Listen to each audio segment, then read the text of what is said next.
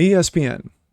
Remember them? Sports network that just did sports? What you just said is one of the most insanely idiotic things I have ever heard. Well, they've abandoned all that over the last few years because of political stupidity. It's damn true! Called wokeness. Are you retarded? And in 2022, they've hit some all-time highs. Feel that, buddy?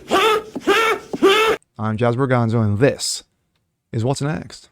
Acting! Brilliant! Thank you! Thank you!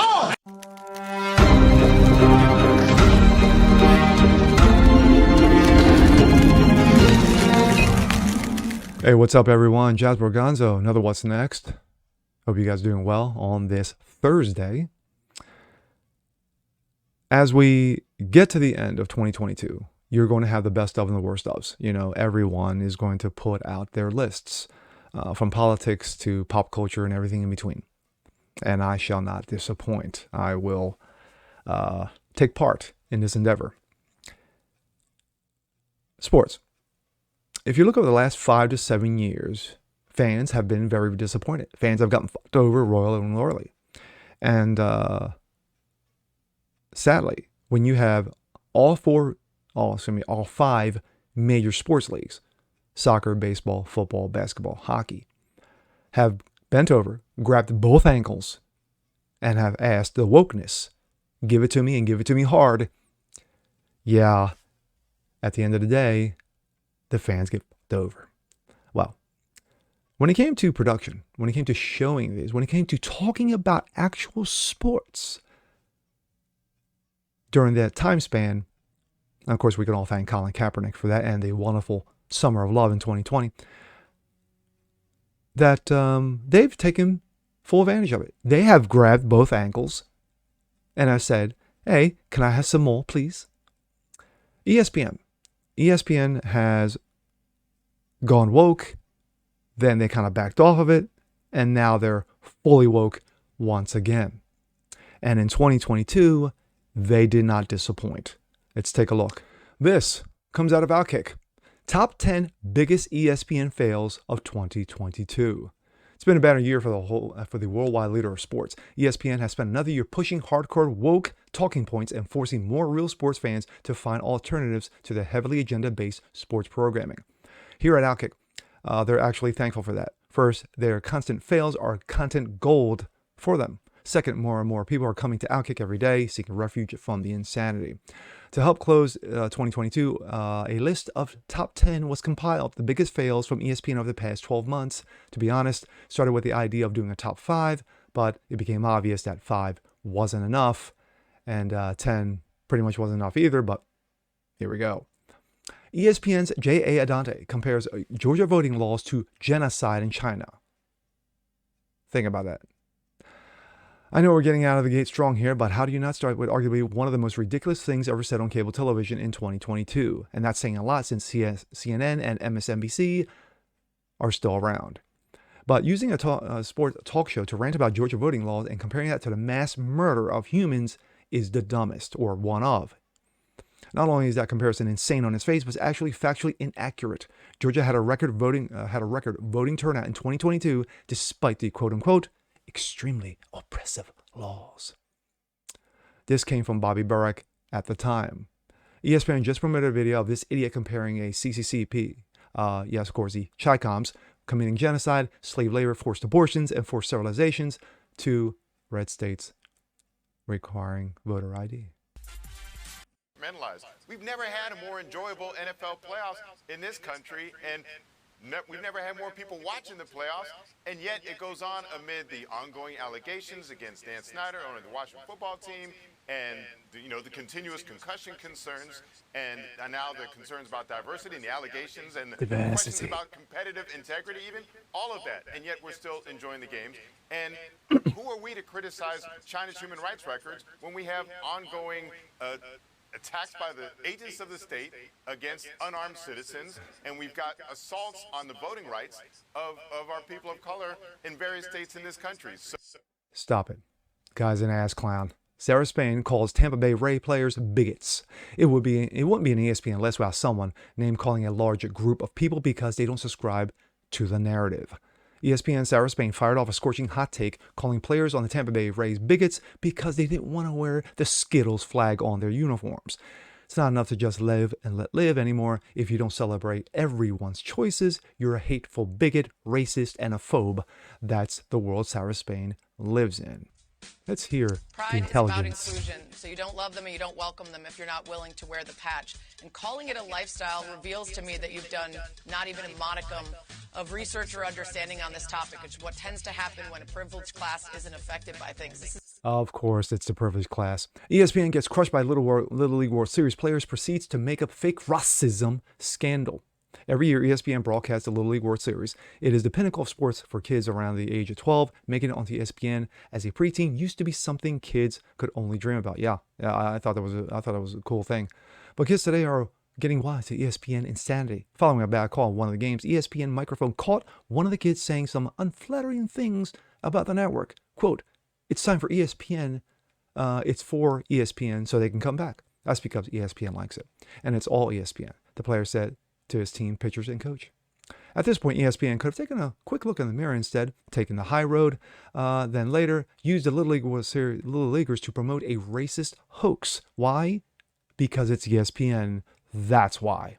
Quote, "Woke media wrongly assumes racism after Little Leaguers put toy stuffing on black teammates' head."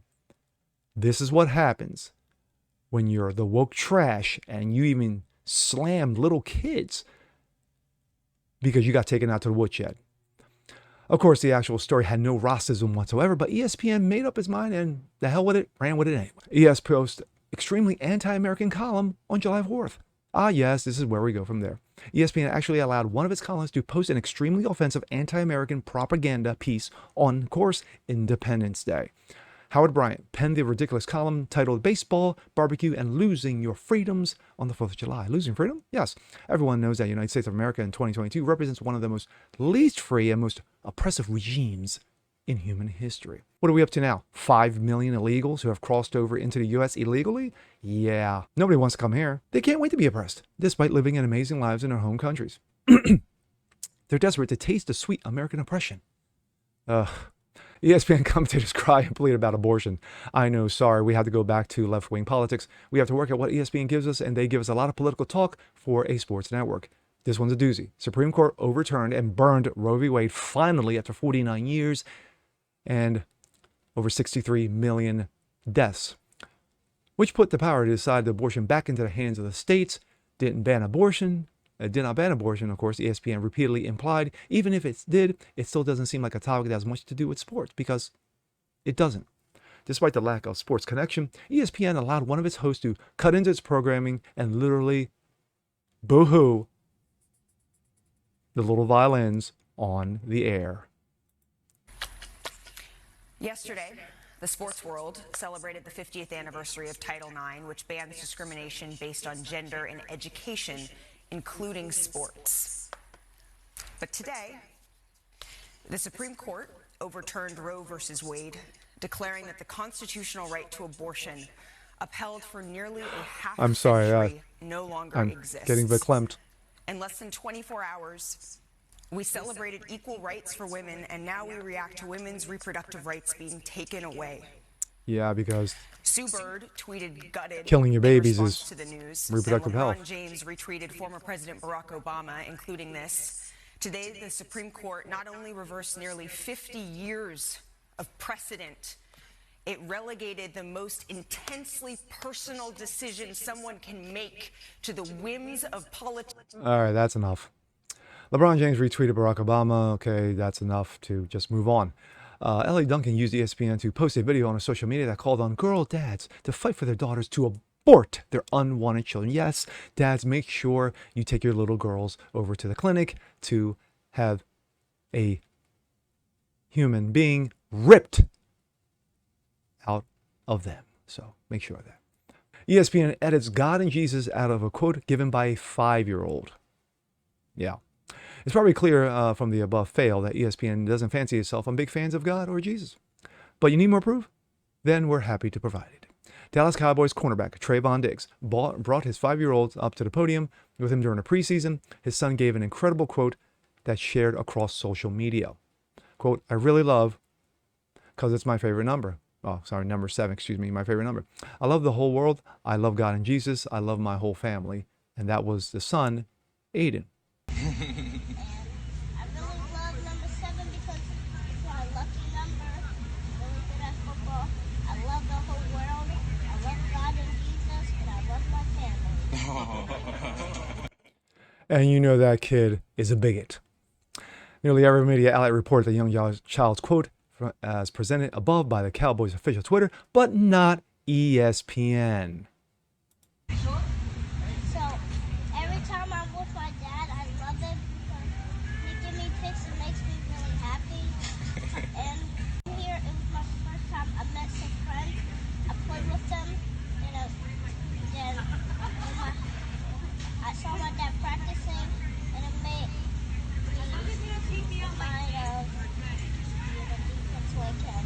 And I really love number 7 because it's my lucky number.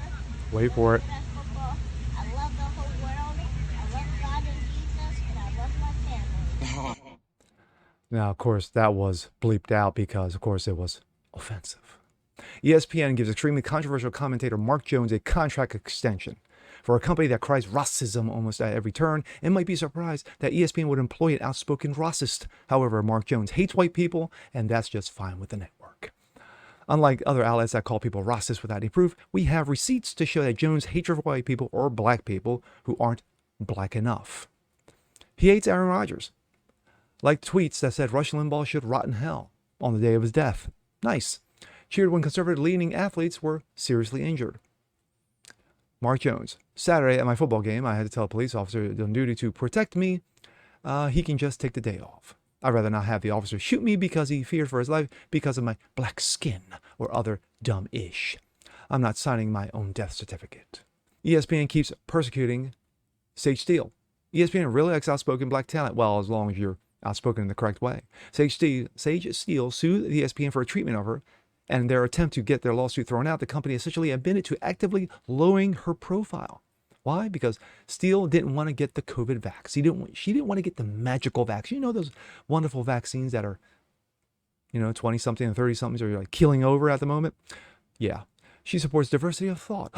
You can't have that, ESPN. No. That's unacceptable. My thoughts. This was a long list, and I'm going to edit this down.